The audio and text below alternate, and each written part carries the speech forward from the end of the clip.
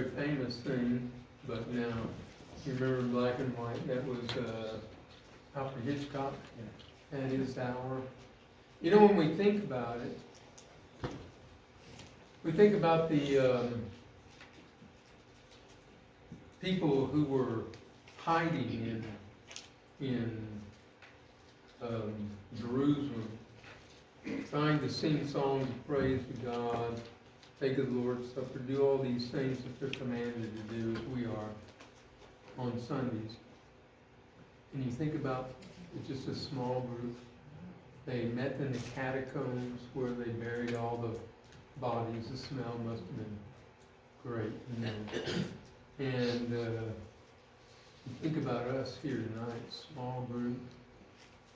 The rest of the world is teeming and doing all kinds of other things, and here we are gathered together in this little room, and we are worshiping our God just as they did in the first century.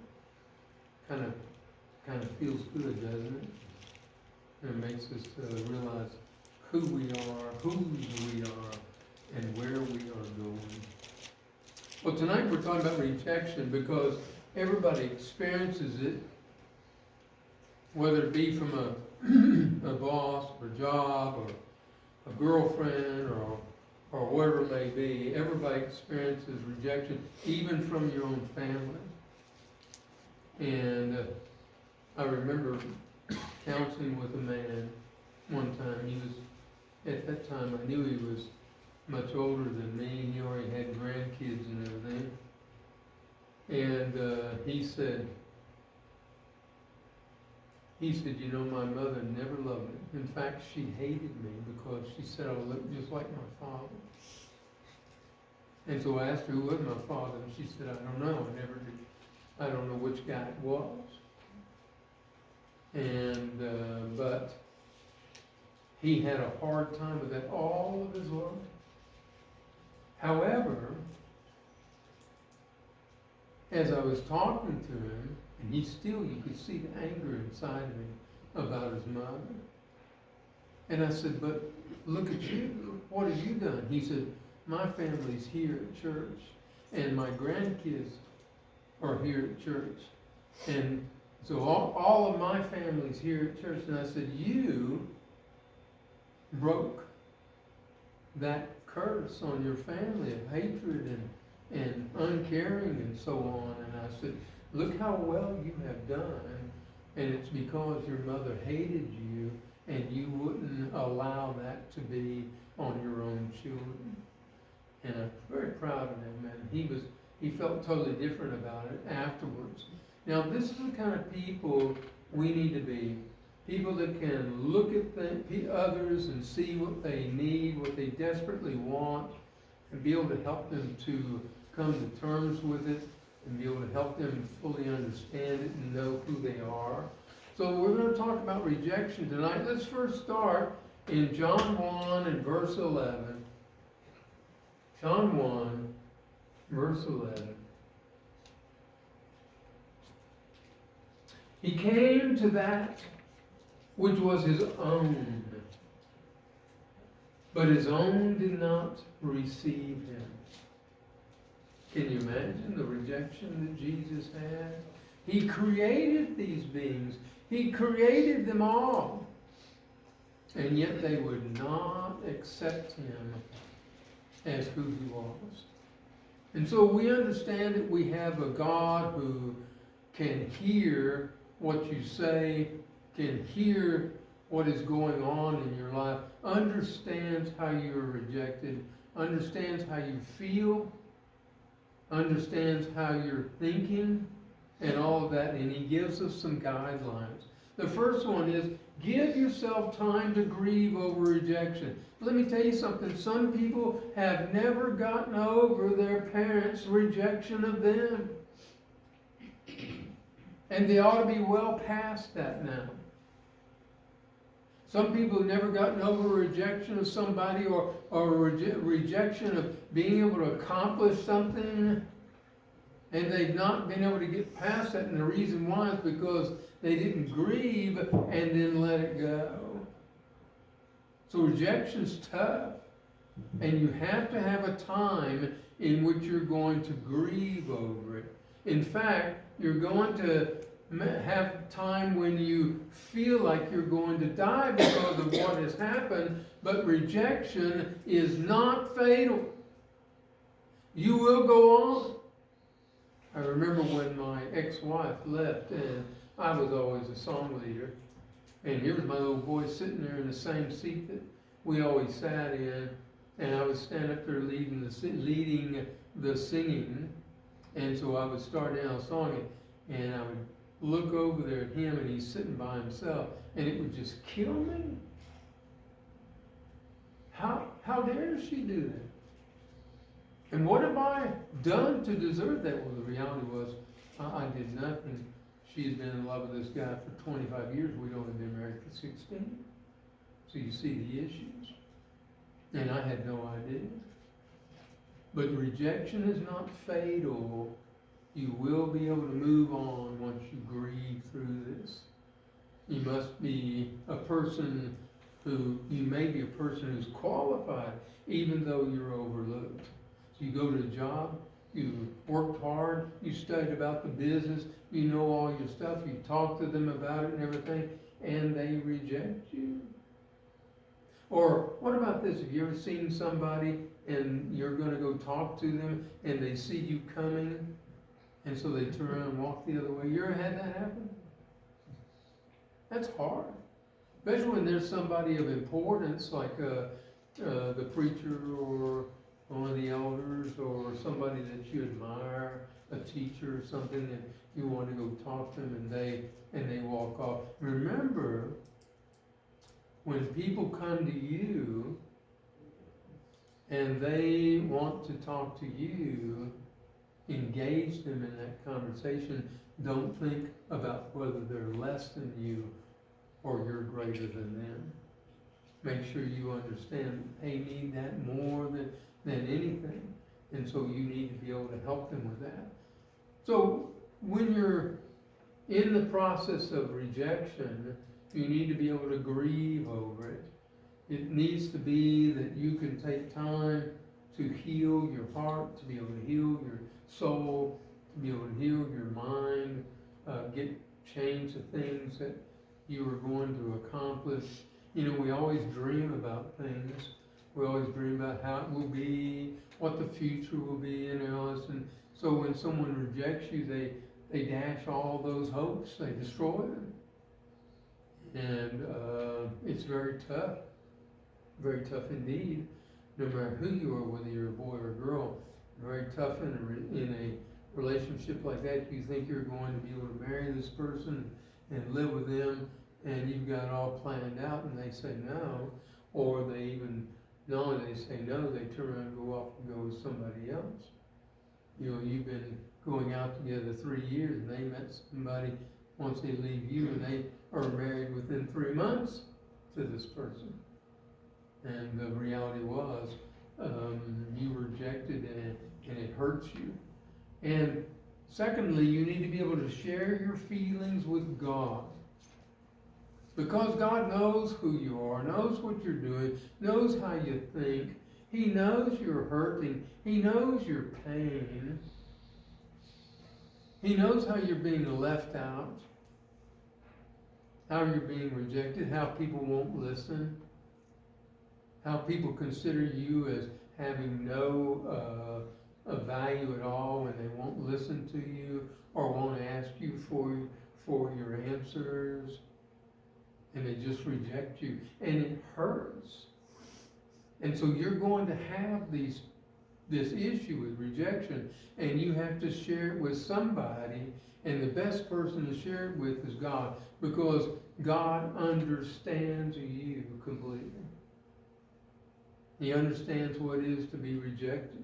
Remember, the Father said he was, what was the word? I'm trying to think of that word, where when you're rejected, and he had a jealous heart. You know what jealous means in that case was a wounded heart. So he was very wounded because Israel didn't love him at all. He went years and years and years. He sent them all kinds of prophets, and they wouldn't listen. Can you imagine? Jeremiah, he told them, look, you're going to go down there and you're going to preach for over 50 years, and they're not going to listen. How would you feel? How would you feel when he tells you to do certain things that you wouldn't want to do, like eat a done sandwich? You know, because he's telling them that that's what they're doing to him, making him do. So we understand that we have a God who cares about you. Do not worry, God is never blind to your tears, nor deaf to your prayers. He's never silent to your pain. He sees, he hears, and he will deliver. In fact, when he delivers you from that situation, he's going to give you more and better and greater. But you've got to go through that pain of rejection in order to accomplish getting that. And it's a painful thing. But here's the last point is don't take rejection personally. Don't take it personally. It's not something you should say, oh, I'm just worthless then. Nobody cares about me. Why should I even try? I might as well die. No, don't go there. Because this is not about you, it's about the other person who considered that maybe you weren't enough. Look, rejection doesn't mean you're not good enough. It means the other person failed to notice what you have to offer. Think about that. Very important concept and idea. A very important thing for us to see and to know. God, who saw your trials and tribulations, has equipped you to go through it, not without pain, but without stain. It's not going to stay with you. You can go through it, you can get past it, and you can become again a vibrant person, part of society, and capable of working in and doing things more than you ever imagined, even before the hurt.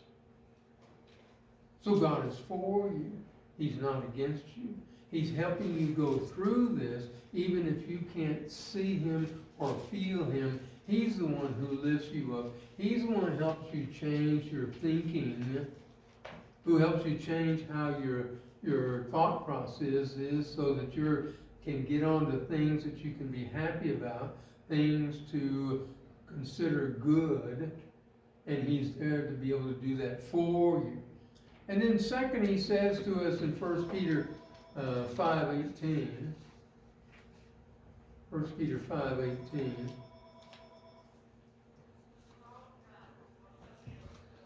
Let's see. There is no 18. That's right, there is no 18. How about 8?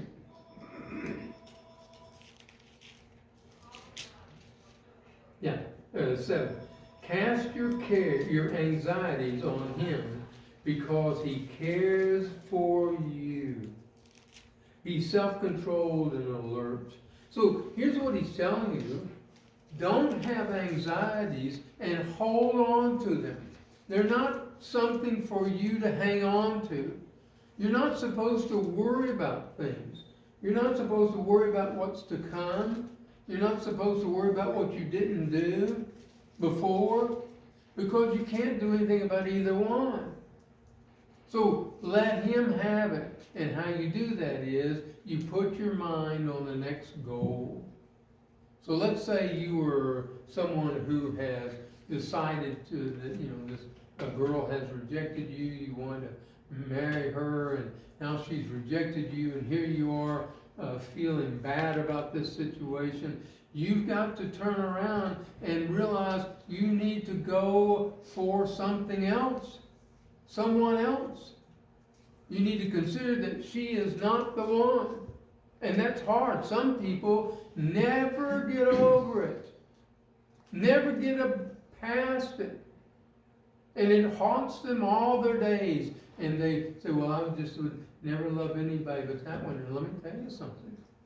they still have a lot of love to give.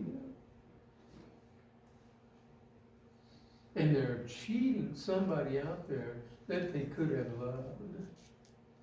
Because you have this need to be with people, you have this need to share, you have this need to love, you have this need to be loved. So here's what you do. Set your mind on that goal and go out and get it. Look, here's a person with a fixed mindset, and here's a person with a growth mindset. A growth mindset says, you know, these mistakes I've made, help me learn.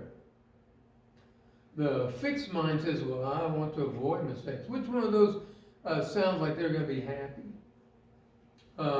Feedback is valuable. I want to hear what this person's told me that they didn't like about me so I can work on it. Or I approve, I improve with practice. Look at the other person. I know what's best, not them, not everybody else. I'm a good person. They shouldn't have done that. I know what's best. Take this opportunity of the rejection to be able to examine yourself. Is this my best work? Is that the best I can do? And over here, I gave up. I give up. And on this side, I won't give up. That side, this is good enough. So here's what you do. You hear everything that the person who rejected you said. You examine yourself. If it applies, change. If it doesn't apply, throw it away. Don't hold on to trash from other people. Simple as that. Make sure you're in the growth mindset area. I'll say, how do you achieve your goals in 10 steps? Here's number 1. Take action.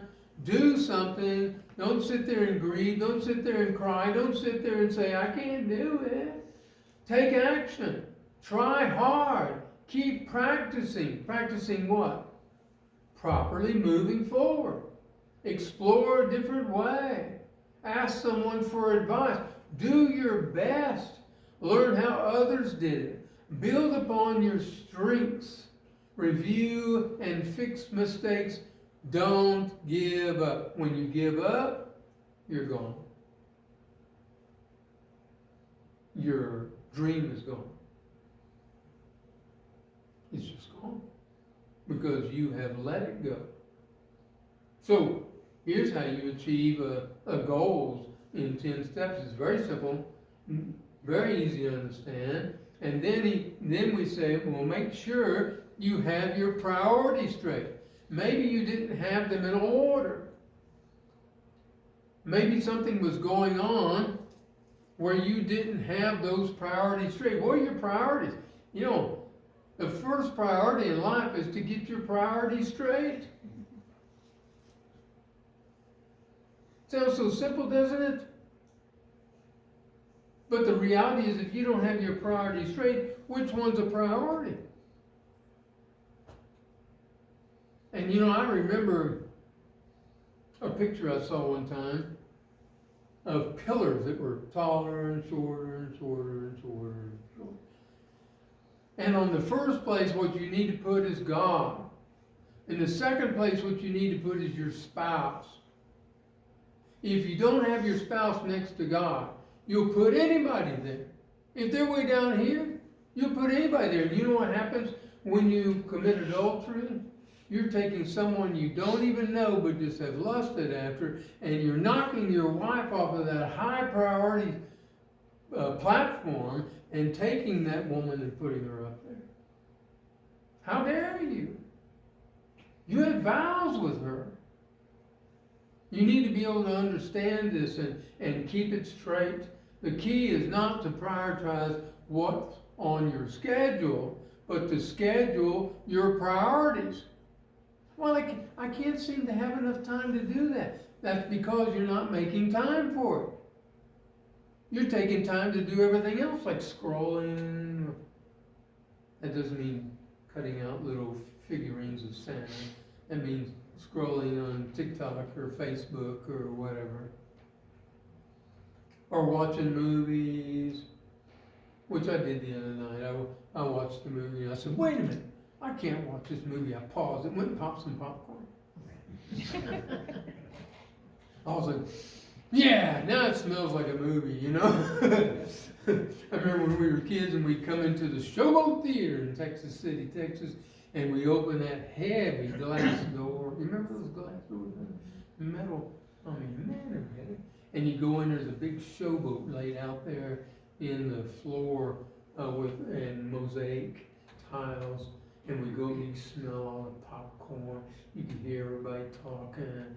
You're down here on the bottom floor. And we go in and we pop popcorn. Or just the sensories just are going wild, you know. And you go over to a little machine they had over there. And you put a little cup in there. And you put in a dime and you push the cup.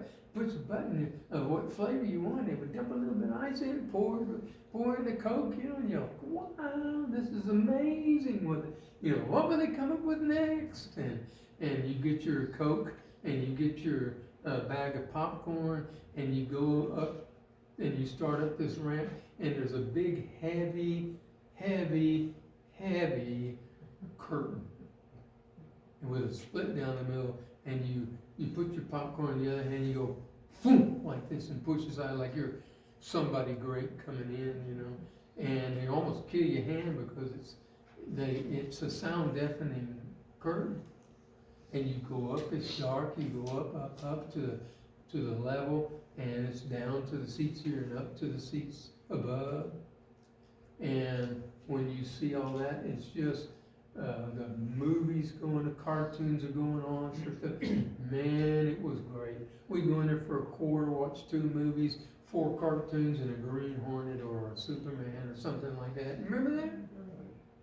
If you hadn't lived in that era, man, you suffered. And I never could sit on the end. My brother always sat on the end. So he says, you can have that one. And I said, really? And he says, yeah, and he sat down in the second seat. I sat down, there was no chair there. You know, it's so dark you couldn't see. And thank you, brother. All right, so you need to schedule your priorities so you get them done. Always put the most important at the top of the list so you'll get them done. You can do the rest of them tomorrow. It's very important for you to be able to think properly. You've got to do what you have to do before you can do what you want to do. That's called priorities. It's simple. It's straightforward. You've got to do what you have to do before you can do what you want to do. If you don't, you destroy yourself. Now, the last part is train yourself to forget the past. Train yourself. Every time the past comes up, train yourself to say, nope, not me. I like watching this guy. He gets his Bible. He says, I'm ready to go to church. He grabs his Bible, goes out the door. You seen him? It's really hilarious. They're only about 5 seconds long. But anyway, he goes out the door. He next thing you see is whatever's going on in church. They're all rolling around like this or whatever, or healing people and they fall over backwards, or speaking in tongues. When he goes, nope, comes back in his door and shuts the door. You've got to realize what's for you and what isn't for you, and you've got to train yourself to forget your past. Forget what had happened and what went on. Remember the lesson. Don't forget that. Don't ever trust your brother again, okay? But forget the past. Let it go. It is not going to be good for you. Now, did you understand what I just said in that little bitty piece there? Forget the past, remember the lesson? I just said what we said in the beginning. Give yourself time, go over it, figure out how you're rejected, figure out what your priorities are, get past that. Forget the past. The past is not for you. The past is past. It's not for you at all. But your mind brings it up because you train yourself to do this. So what you have to do is train yourself to forget it. Forget the past and what? Focus on the future. Focus on what you're going to do. And let me tell you something, you shouldn't consider yourself too old to accomplish something new. Period. You can do amazing things in just a couple of years. Your life can totally turn around. For good or for bad. So forget the past and focus on the future. I thought they should have had a ficus there, but anyway. Focus on the future. Enjoy today. Hope for tomorrow. Forget the past. This is who you ought to be. You don't have any anxieties. Why? Because you're enjoying today. Man, this is great, what I've got. You're not worried about whether you have everything you needed or exactly what you wanted. Hope for tomorrow and forget what went on in the past. It's not who you are anymore. It's not who you are. Whether you want it or not, that's not who you are. You're in a different place. You're in a different world. The past doesn't exist anymore. All right, let's look at our last point here. In Luke 10, verse 26, hopefully.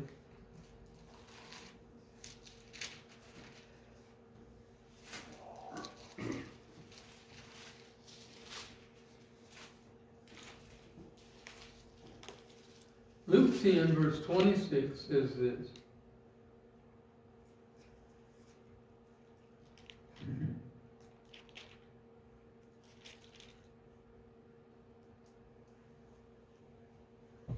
Well,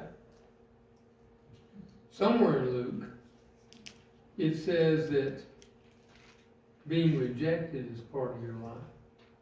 Having pain and suffering is part of your life. So, here's the key. In order for you to have a good Christian life, you have to realize rejection is part of your life. The world's going to reject you. People are going to want to kill you, hurt you, push you out. They're wanting to snub you. They want to make sure you don't understand.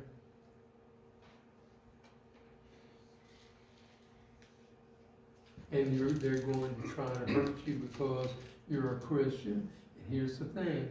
People don't want to hear the truth because they want to hear they don't want to hear their illusions destroyed. They don't want to hear the truth. They don't want to hear the facts because they have built themselves up to an illusion that they have painted, and they just don't want to believe what you're saying. And so they're going to reject you. Even the people you love dearly are going to reject you. Might be Luke 10:16, I think. Might be right. And then what's that? 26. That's one. All right, let's read 10 and 16. Thank you, Brent. He who listens to you, yes, this is it. That looked like a 16, 26. Okay. He who listens to you listens to me. He who rejects you rejects me. Okay? So this is part of Christian life. Once you decide to follow Christ, people are going to reject you because you have the truth. And they don't want to hear it. In fact, you see, people don't want to hear your opinion. They want to hear their opinion coming out of your mouth. What did Paul say about this? He said that people will heap to themselves teachers having itching ears, meaning what they want to hear, not what you want to say, what they want to hear. And because of that, the apostles were all destroyed, except John. Well, he was even put in prison. So look how important that is. Number 2, you're never alone. Jesus is always with you. Never worry about being alone. You're not alone. He is there. He is for you. He is wanting you to be happy. It is not about how you think about it. Think about the way Jesus tells you to think. You're His. He is for you. He is always standing there with you. Did you notice the picture I put on the front of the bulletin? About how Jesus is loving the girl, and the girl is still attached to the world. So you're going to get rejection just like Jesus did, and you're going to be hurt just like He did. You're not alone. Even in the storm, you're not alone. And here's what we know about storms. You ready? They all pass. I was listening to a book the other day, and the guy had his wife and his 3 kids were swept up by a tornado and killed. He was running to the house to warn them, and he couldn't get there fast enough. There wasn't anything left but the foundation. All the walls and everything was gone. That may happen to you, but the storm's over. All of a sudden, the tornado goes back up into the clouds, and it's gone. And the odds are it will never hit you. I've been in 5 tornadoes. One of them went right over my house because of the way that it came from this town, went across the lake and went up and came right over my house, roaring like crazy. But here's the thing, you're not alone, and you will get through this storm. And what's the worst? You die and go to heaven? Well, that's pretty good. So consider yourself always that you're not alone. And then this is the last point. Learn all you can from rejection. Make it a school. Well, she said this or he said that. How, am I doing that? Is that who I am? And look, keep what you've done wrong and work it. Take it and change it. And then also, if you haven't done it, if they were wrong in what they said, then don't let their trash be yours. Be thankful for what you have. You'll end up having more. If you concentrate on what you don't have, you will never, ever have enough. You know why? Because it becomes a habit to think that way. Work on who you are. Take that rejection and sift it out and see what's there good for you, to be able to help you become a better you, to become someone who is greater and stronger and more capable. Never lacking in zeal, but keeping your spiritual fervor, serving the Lord. Can you imagine? What are you talking about, God? I've just been hit. My heart is breaking. I'm falling on the ground. What are you talking about? Spiritual fervor. Don't forget who you are. Don't forget your purpose on earth. Don't forget why God wants you here. Don't forget what God has given you, this future, everything. So don't worry about the rejections you have. Don't worry about the pain you're in. But go through it, still loving God, and still wanting God, and still wanting to serve God. That's who you're to be. Never lacking in zeal, but keep your spiritual faith, fervor. And then lastly, those who trust in the Lord will find new strength. They will soar high on wings like eagles. You're going to come from this low place of rejection to a high place soaring around because you are a person of God. You're trusting in God. You're trusting in His timing. Let me tell you something. People change all the time. God doesn't live in the future. God lives in the now just like you do. He doesn't live in the past. Past is over. We know he created Samson expecting them to wipe out the Philistines, but he didn't. He fell in love with them.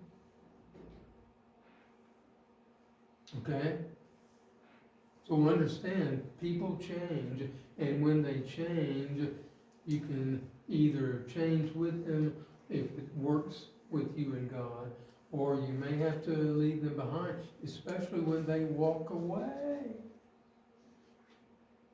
You may be scared to death tomorrow because you get called in the office and they tell you you can no longer work here. Well, how come? Well, we just think you're not the best fit for our company. You ever had that happen to you? Remember one time I was called in the office as a young guy was running it, and he said, "We're gonna have to let you go." I said, "Why?" He said, "My work okay?" "Yeah, your work's fine." "Well, didn't I even teach the people back there how to do it better?" "Yeah, you did."